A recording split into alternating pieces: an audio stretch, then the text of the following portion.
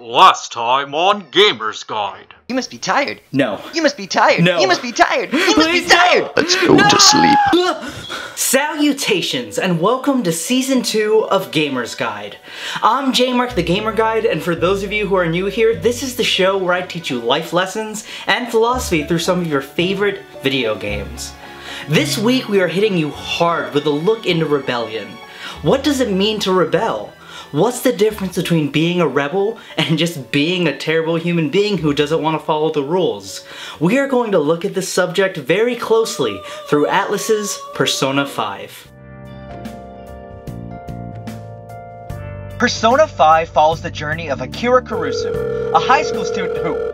Wait, 1 second. Sorry, I have to take this. Hello? What? His name is Ren Amamiya? Well, who made that decision? Atlus? Really? They're calling him... Well, I'm still going to call him Akira. Yes, I am, and there's nothing Atlus can do... Ren Amamiya is a high school student who is treated like absolute crap for his refusal to stand by and allow a woman to be hurt by a drunken douchebag. For standing up for her, he is wrongfully convicted of assault, forced to live in a new city, start a new school, and is terminally hated by everyone around him because he's a troublemaker. But he's not alone for long. Ren befriends a wide assortment of other societal misfits who have been mistreated and oppressed by the adults in their lives. And the adults' crimes go on so much further than not getting an iPhone X for Christmas. Take, for example, the volleyball coach Kamoshida. He uses his authority and position of power to physically abuse the volleyball students and also prey upon the female students. Or look at Junya Kaneshiro, a gluttonous crime lord that manipulates and blackmails his victims so he may maintain and increase his wealth. These men are able to do whatever suits them without question. That is, until Ren and company decide to do something about it. Together with their talking cat Morgana, the Phantom Thieves are born, and they are going to steal your heart. Ren and the Phantom Thieves have a unique ability that allows them to enter the psyche, or palace, of each of their enemies, and quote-unquote, steal their hearts. They don their Phantom Thief outfits and defeat each of the villain's true selves, or shadows, and then go on to steal their prized possessions, leaving them in a state of pure lamentation and regret for their previous actions. I am an arrogant, shallow, and shameful person. No, I'm worse than that. Thus causing the crime lords, or basically any douchey adult, to confess their crimes and go to prison. How could I possibly apologize to... Yeah, sate me with your sweet tears. Sorry, lost control there. When the injustices are too great to handle, the spirit of rebellion ignites within Ren and each of his friends, and, taking a page out of Maurice LeBlanc's iconic character Arsène Lupin, they take on the form of gentlemen thieves. Strike the pose. Their mission? Lead their peers and, eventually, all of Japan on revolt against oppressive assholes who don't put respect on their names. Too bad. According to French philosopher Albert Camus, in one of his early works, The Rebel, in every act of rebellion, the rebel simultaneously experiences a feeling of revulsion as the infringement of his rights and a complete and spontaneous loyalty to certain aspects of himself.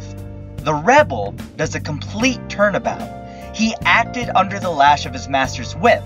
Suddenly, he turns and faces him. He opposes what is preferable to what is not. Out of all of the cast, no one encompasses this role better than Queen Bee Makoto Nijima. Unlike the rest of the characters, who are complacent out of fear or because their peers do not respect them, Makoto genuinely believes in the system. She's a perfectionist, hardworking, and a goddamn snitch. Can't answer that? Oh, of course.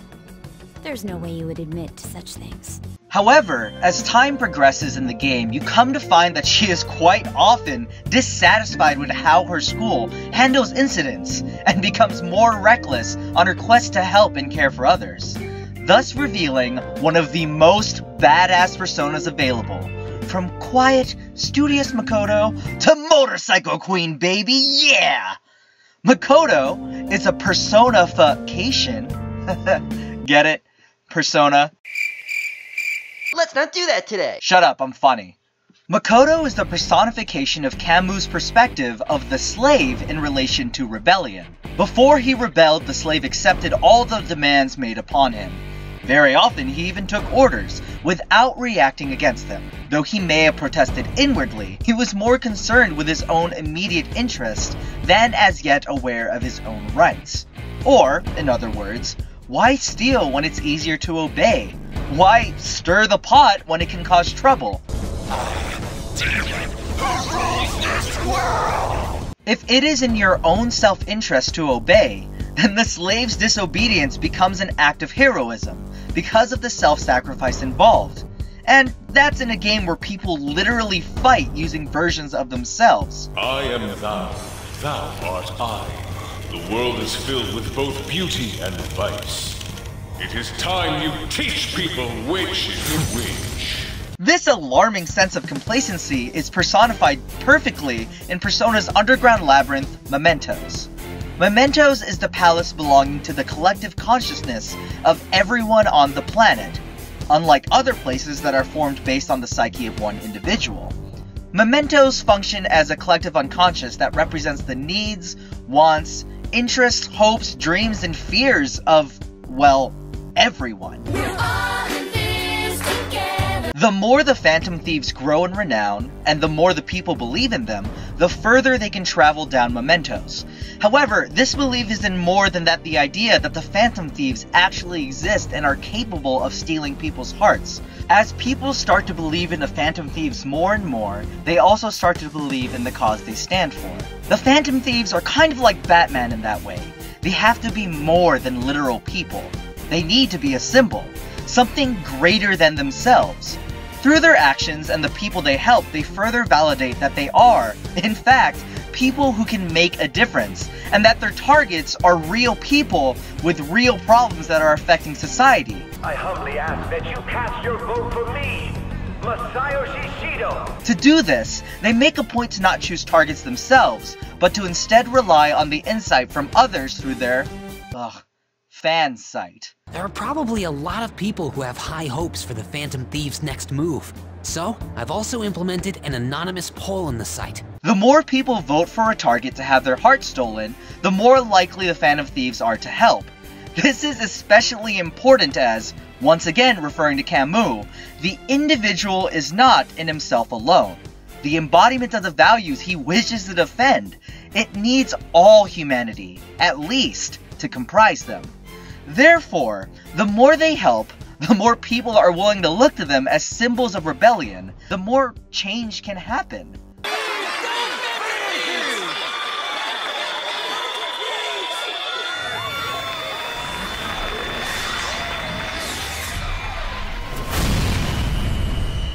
Persona 5 is very smart in how they handle this by showing the stark difference between a society that unites around rebellion and a society that would rather stand stagnant. After all of the work spent getting everyone to believe in the Phantom Thieves, popularity plummets as the Phantom Thieves leader is captured, forced to confess, and they are all branded as petty criminals. Obstruction of justice, blackmail, defamation, possession of weapons. Manslaughter too, yeah? Talk about the works. It is at this moment that we see what happens when society does not stand behind a rebellion. By embracing complacency, the game's primary antagonist Shido is able to rise to power and do whatever he pleases. Like, mass death. Even me. God damn it. However, even after Shido confesses to his crimes, the people of Japan are more concerned about what will happen without Shido to lead them, despite the fact that he was clearly a terrible choice. To change public opinion, the Phantom Thieves decide to go deep within the depths of Mementos, only to find a thing holding society back from moving forward: the prison of regression. The prison holds the shadows and deep innermost thoughts of everyone in society. It is there that the Phantom Thieves discover that society would rather stick with what is known and safe, therefore snuffing out the rebellious spirit that was initially rising thanks to their actions. The utmost freedom is available to anyone who desires it here. This is the freedom to not make decisions. A release from having to think for yourself. Or, as Camus would put it, the spirit of rebellion can exist only in a society where theoretical equality conceals great factual inequalities. To the people of Japan, their safety severely outweighed the glaring problems around their compliance. They were no better than Makoto prior to the awakening of her persona. The rebellion was dead. Case closed. This is how your justice ends.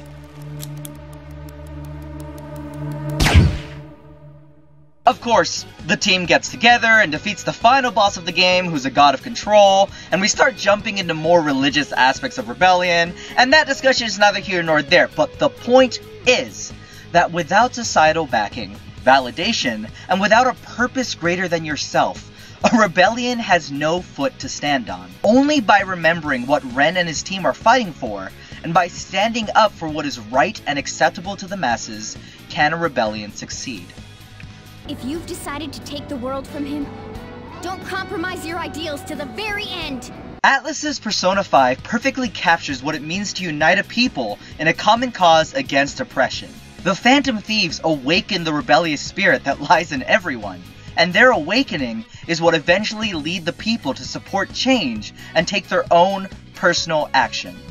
By rebelling, the collective unconscious breaks free of the prison of regression, deciding that they can exist without being controlled, and that the Phantom Thieves do, in fact, believe in a better society. But perhaps Camus' final word on rebellion says it best. I rebel, therefore we exist. Hey everyone, I hope you really liked that episode. It really feels good to be back. For those of you who don't know, I am going to be creating more and more content for this show. I have an announcement video which will be linked below, or you can touch the eye icon right up here. Of course, there'll still be the end card at the end of this, but just thank you so much for all of your patience. Thank you so much for all of your support. It feels good to be back, and coming at you next week is Bayonetta, so be ready for that. Hey everyone, if you like that, be sure to check here for another episode of Gamer's Guide. Or, if it fancies you, click here to see some of my interviews for Peace, Love, and Geekdom. Thank you very much, and don't forget to like, comment, and subscribe.